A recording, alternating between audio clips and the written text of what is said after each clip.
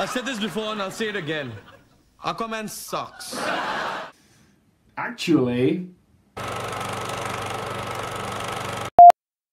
Hey up guys, so let's talk about Aquaman, the latest film in the DCEU, which is directed by James Wan, who directed Saw and Fast and Furious 7. This film is set after the events of Justice League, but also acts as an origin story. The film begins with a prologue of sorts. We see how Aquaman's parents met back in 1985, when lighthouse keeper Tom, played by Temuera Morrison, discovers a woman has washed up on the rocks outside of his lighthouse. He nurses her back to health, and she turns out to be Queen Atlanta of the underwater kingdom of Atlantis, and she's played by Nicole Kidman. The two of them fall in love. They have a son called Arthur, who is half human, but is also the heir to Atlantis, and he's got a whole bunch of powers. He can talk to fish, he's got super strength, he can swim real fast, and his body is also equipped to withstand freezing temperatures and enormous pressure. And he grew up to look like Jason Momoa. He's all grown up now, and his half-brother Orme, who's played by Patrick Wilson, is planning to unite the Seven Kingdoms together to form an attack on the surface world, because we humans have been polluting the oceans with waste and trash. So it's up to Arthur and another Atlantean warrior called Mera, who's played by Amber Heard, to stop him. Let's face it guys, Aquaman was never anybody's favourite superhero growing up. But that's all about to change now. And I'll be honest guys, I was nervous about this film. I wasn't sold on the trailers. I thought this was going to be another DC film which is all about the special effects and suffers from a shoddy script. And yes, Aquaman does have a few problems, but what James Wan has delivered is something that the DC Extended Universe severely needed. A sense of fun. Aquaman is probably the most fun I have had in the cinema all year.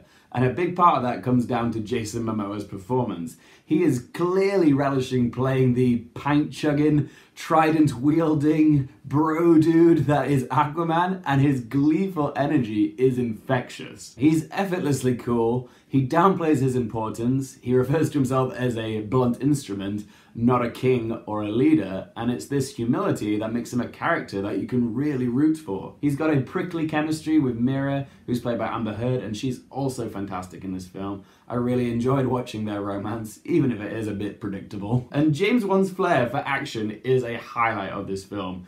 You name an action sequence, it's in there. There's an underwater battle sequence, there's a rooftop chase sequence, there's a skydive, there's trials by combat, and there's also some seriously impressive trident dueling, if that is the correct term. Honestly, there's so much exhilarating action in this that it leaves you feeling more forgiving of the film's faults. Yes, this film does have its fair share of faults. There's a lot of exposition bombs, particularly on the origins of Atlantis, which is given to us by Vulko, who's played by Willem Dafoe. There's also some dumbass character choices in this film. One character actually fires a grenade launcher in this tiny room full of torpedoes on a submarine.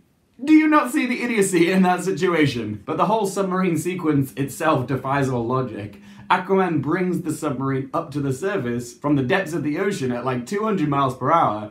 Anybody that knows anything about diving or submarines will know that you can't surface that quickly without killing everybody on board. It's called pressure, but this is a movie, and movies trump science and logic. There is also a mixed plateau of CGI. Some of it looks incredible, like the underwater battle sequences, or the effects with people's hair in the water, how it moves, or even how they make Willem Dafoe look a lot younger. Those all look great. But then there's other bits which just look terrible, like where Aquaman and Mera are on this boat and they get attacked by these fishy creature things, and they just look terrible. And why is it that movies that can bring fictional places like Atlantis or Wakanda to life really struggle with backdrops for places that exist in the real world? The docks outside of Tom's lighthouse looked noticeably green screened, and it's like, this is a location you could easily shoot in the real world. Why not do it at a real location? But my biggest problem with Aquaman is that I couldn't help but feel it was copying other films. There was a lot of times where I was watching this in the cinema, and I had these little moments where I went, oh, that reminds me of the scene from Black Panther. Oh, this bit reminds me of that scene from Avatar. Oh, this bit reminds me of this scene from Game of Thrones. I'm not kidding. The frequency of parallels to other films and TV shows was quite high. The scene where the secondary villain Manta constructs his helmet is straight out of Iron Man. The scenes that are set in Sicily feels like at first it's imitating a National Treasure film, and then it morphs into this James Bond Mission Impossible rooftop chase sequence. And did anybody else think Finding Nemo when they started saying the term Ring of Fire? I couldn't help but make that connection because Willem Dafoe voices Gil in Finding Nemo. Honestly guys, I got vibes from Avatar, The Little Mermaid, Thor, Black Panther, even Jurassic Park at one point. It did make me question, are the writers and James Wan drawing inspiration from other films? Or are they just straight up copying it? Either way, it evidences a lack of originality. But I will say though, that even though this film is quite cluttered, and it almost feels like 8 movies in one, it does hold together. This film could have easily fallen apart, but it's held together by a very funny script and exhilarating action. That is the glue that makes it work. When you're consistently laughing and blown away by creative, exciting action, you can overlook the flaws because it's not boring. And even though it does feel like it's copying some other properties, James Wan gives you enough to make you feel like he's not using tracing paper. There's enough that's new to keep you engaged. The phenomenal rooftop chase scene in Sicily, in particular, is one occasion where it takes something familiar and adds a little bit of comic book razzle-dazzle and makes it feel fresh and different to what it's channeling. Alright, so guys, it's time to summarize. I really enjoyed Aquaman, more so than I thought I would. For one thing, it's not bogged down by setting up loads of future DCEU movies. It feels very self-contained, which is a massive step up from previous DC movies. There's so much gorgeous imagery and the set pieces are breathtaking, the action is well choreographed and there's so much of it. There's also plenty of laughs, but the film also takes time to stop and breathe, like the scene where Aquaman and Mera are wandering around the markets in Sicily. It's just this very cute scene, which kind of reminded me of the scene in Shrek, where Shrek and Fiona start to fall in love with each other through silly, unorthodox but romantic gestures.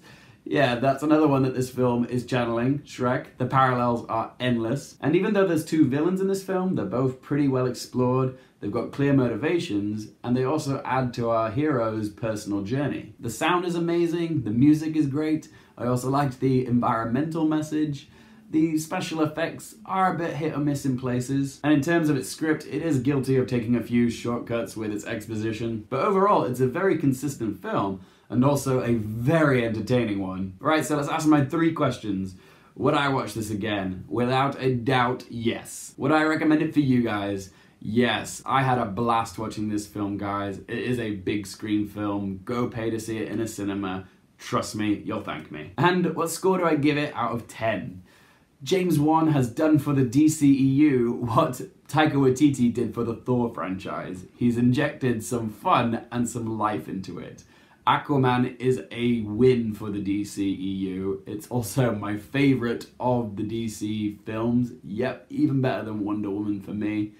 It does have some faults, but the entertainment levels are through the roof, so I'm gonna give Aquaman a score of 8.5 out of 10. There you go, guys. Those are my thoughts on Aquaman. But this is just one bloke's opinion. I'd love to know yours. Do you guys think that Aquaman is the best DC movie? Whatever you think of Aquaman, be sure to let me know in that comment section below.